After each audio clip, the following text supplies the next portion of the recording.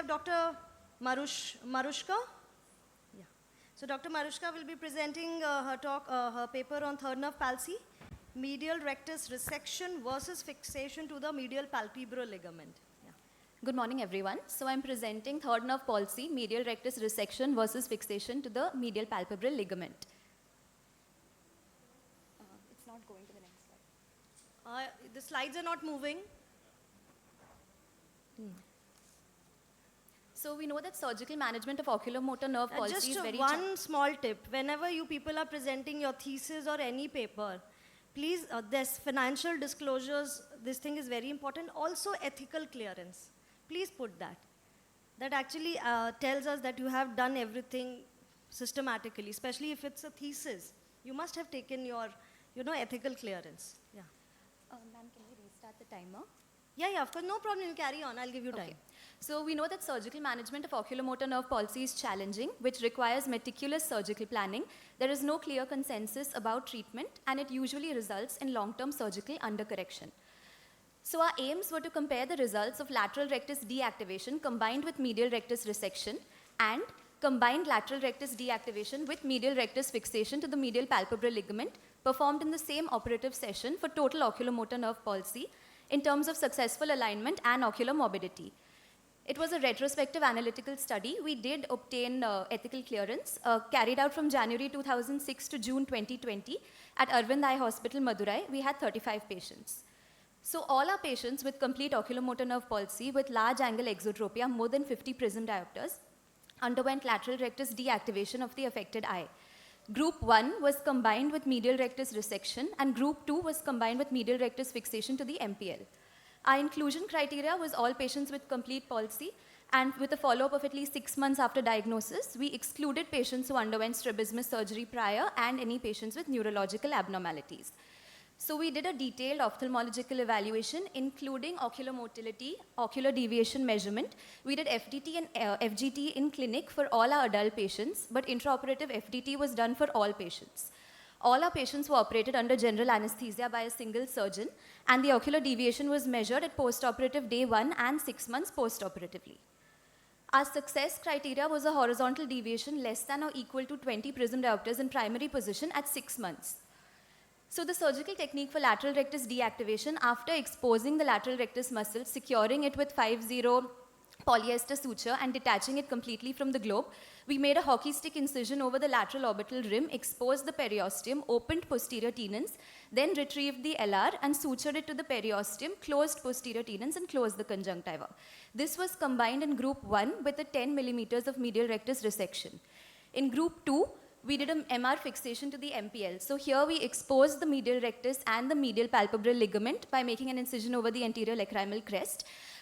Then we secured the medial palpebral ligament insertion, including periosteum, with 5-0 double arm polyester suture. After doing this, we tied the two ends together. Then we passed a semicircular empty needle from the skin end through the conjunctiva so that it was over the medial rectus insertion, both superiorly and inferiorly. We threaded the needle through it so that the needle came out, and then we passed the needle through the medial rectus resection, through the medial rectus insertion, both superiorly and inferiorly, tied it, and kept the eye in 10 degrees of adduction. So we had 20 patients in our resection group, 15 in our fixation group, with an age range of 3 to 65 years.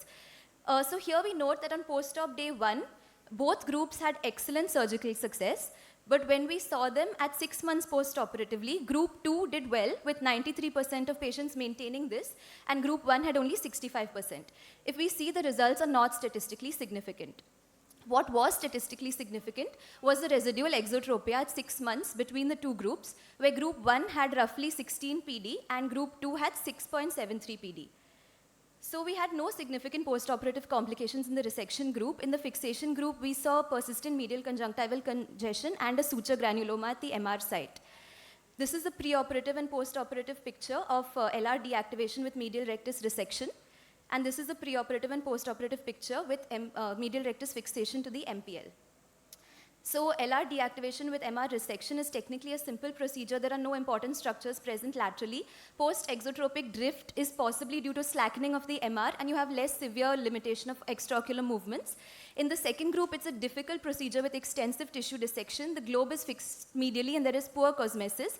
You can have injury to lacrimal sac and angular vessels, and there is severe limitation of motility. Our limitations are that randomized controlled studies would be better to assess the efficacy. Post-operative drift beyond 6 months was not taken into account. Number of patients in each group are different, and the relatively small sample size gave us non-statistically significant results.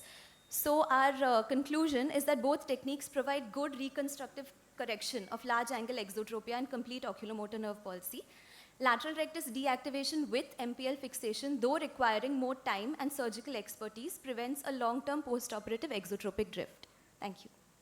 Thank you, Dr. Marushka.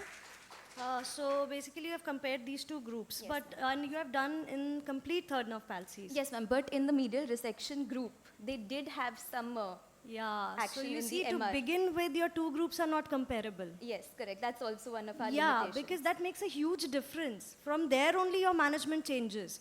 Otherwise, I was about to question, how are you doing medial rectus resection in a case where my medial rectus has no action? Because you told in your inclusion criteria it's a complete third nerve palsy. Yes, So ma'am. it would be like flogging a dead horse. No, ma'am. So they presented with complete, but then Yeah. we obviously operated them 6 months later. So then they had recovered some of the MR Yeah. function, and only those patients underwent So MR you resection. understand your baseline data is not comparable. So then you are comparing you are doing two different procedures in two different groups. So it's not comparable that way, right? So one is a partial third nerve palsy, the other is a complete third third nerve nerve palsy. And that's why the indications of both these procedures are totally different. Periosteal fixation or medial anchor, as you told, that we As do if in there is complete no third nerve motility. palsies. Yeah, when that too we first try LR to MR transposition. If LR is tight, then only we go for medial anchor. But if it's a partial third nerve palsy, we go for maybe a large supramaximal recession or a periosteal anchor of LR along with a MR resection. Okay. So that's why your two groups are not comparable, I feel. Because from there only the amount of deviation would be variable and a lot of other factors would be variable. So outcomes will also be variable. Okay. Yes. Thank you. Thank you, Dr.